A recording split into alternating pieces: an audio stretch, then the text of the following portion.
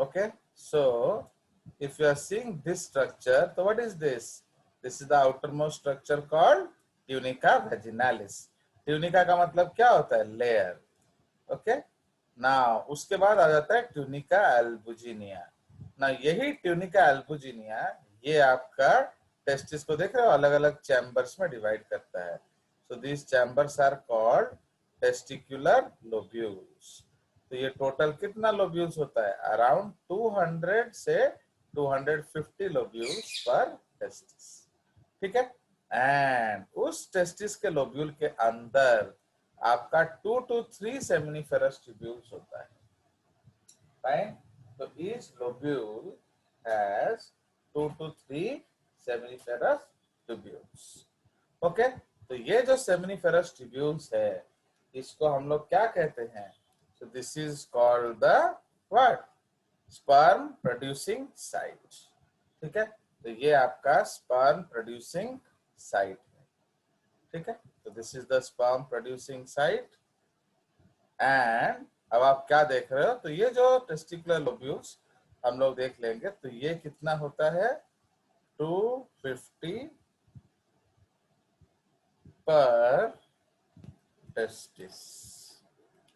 Okay, this is 250 per testis. हो गया.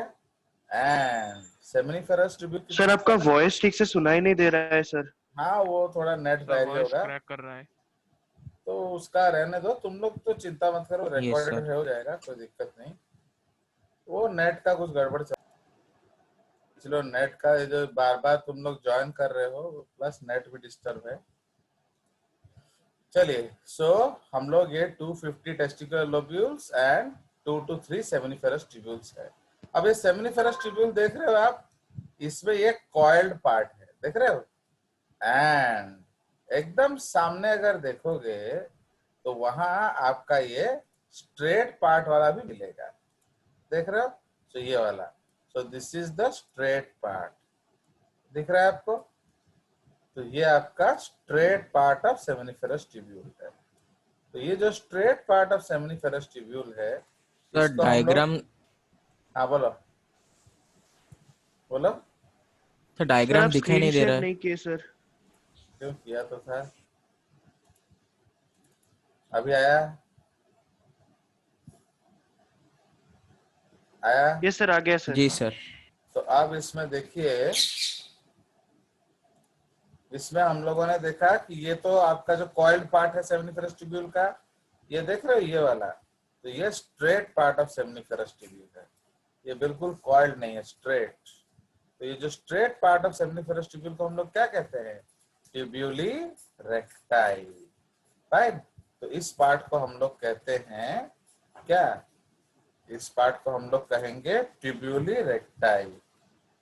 And that is the first part of what? This is the first part of duct system. Okay, first part of duct system. ठीक है. तो यहां से आपका duct system शुरू होता है. तो जो डक्ट सिस्टम यहां से शुरू होगा माने स्पर्म्स जो यहाँ से बनेगा उसको ये लेकर जाएगा आगे. Understood now. तो ये जो है, तो इसीलिए this is the concept. From tubuli recti वो कहाँ चला जाएगा? उसके बाद चला जाएगा रीट टेस्टिस. तो ये आपका second part of duct system है, that is called rete testis, है कि नहीं. तो रीटी टेस्टिस आपका second part of duct system है. तो रीटी टेस्टिस के बाद कहाँ जाएगा? It will go to vasa efferentia. ठीक है. तो वासा एफरेंशिया जाएगा. वासा एफरेंशिया से एपिडिडाइमिस चला जाएगा. तो एपिडिडाइमिस में 3 पार्ट होता है. ओके. सो जो 4A होता है कैपुट एपिडिडाइमिस. ओके. 4B होता है कॉर्पस एपिडिडाइमिस एंड 4C होता है कॉर्डा एपिडिडाइमिस. ठीक है. एंड यही कॉर्डा एपिडिडाइमिस अल्टीमेटली बन जाता है vas deferens and this will go out. ठीक है. तो समझ में आया ये कंसेप्ट? तो इसीलिए seminiferous tubule is the site of sperm production and जो ट्यूबुली रेक्टाई से आपका डक्ट सिस्टम शुरू हो जाता है। तो अगर आपको याद है हमने वो टेबल बनाया था इंट्रा टेस्टिकुलर डक्ट सिस्टम, तो उसमें ये सब टेस्टिस के अंदर होता है। तो आपका फर्स्ट होगा ट्यूबुली रेक्टाई, वहां से जाएगा रिटी टेस्टिस, वहां से जाएगा वासा एफरेंशिया, वहां से जाएगा एपिडिडाइमिस एंड एपिडिडाइमिस से जाएगा वास डिफरेंस। नाउ ये वास डिफरेंस ऊपर जाकर चला जाएगा कहाँ? वापिस abdominal cavity. Do you understand this? तो अब इसी को हम लोग अलग डायग्राम में देखेंगे यहाँ। तो अब आप इस डायग्राम को ध्यान से देखिए, यहाँ देख रहे हो? तो ये वही डायग्राम है, this is the seminiferous tubule and etcetera etcetera.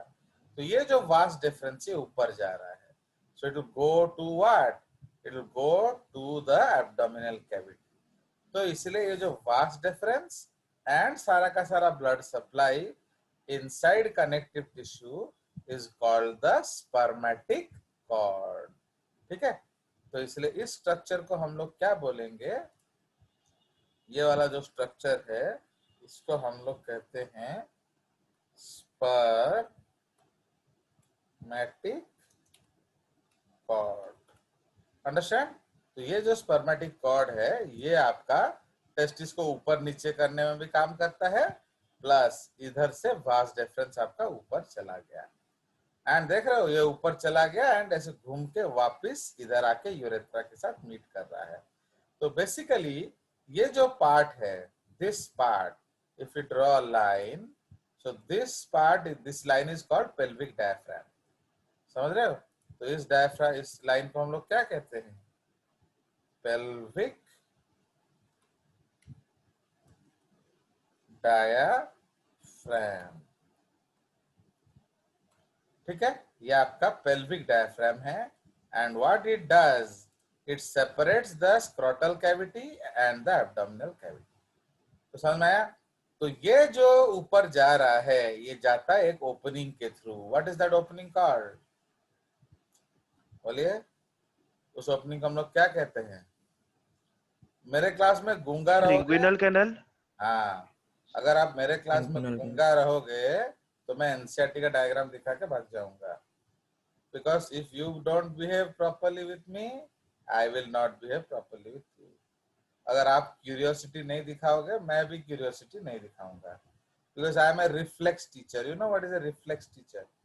अगर तुम एटम बम हो तो मैं एटम बम हूँ, अगर तुम गधा हो तो मैं भी गधा हूँ।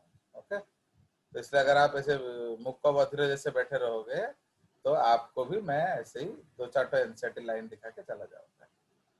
चलिए, सो इसलिए please remember, because I am very active. मैं टेलीग्राम में क्विजेस करता हूँ, पोलिंग करता हूँ, बट वो डिपेंड करता है कि बैच कितना एग्रेसिव है।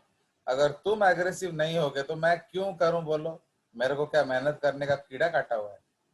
तो मैं इसलिए the more aggressive you will behave, you will see our class will become more interesting.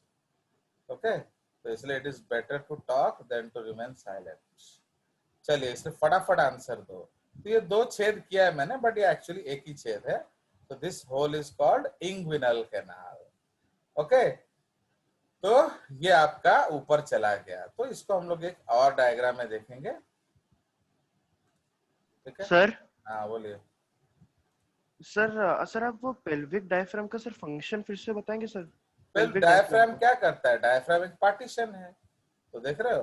तो डायफ्राम एक पार्टीशन है। जैसे आपका थोरैसिक डायफ्राम क्या करता है? आपका थोरैसिक, ये देख रहे हो, ये दिखा है, ये देख रहे हो दिस डायफ्राम, डायफ्राम दिख रहा है ये वाला, ये देख रहे हो ये, तो ये डायफ्राम है। तो ये डायफ्राम क्या करता है? पेल्विक कैविटी ऊपर, स्क्रोटल कैविटी नीचे। समझ में आया? तो ये एक बैरियर जैसा काम करता है। तो barrier, diaphragm is actually a barrier. It is a barrier between what?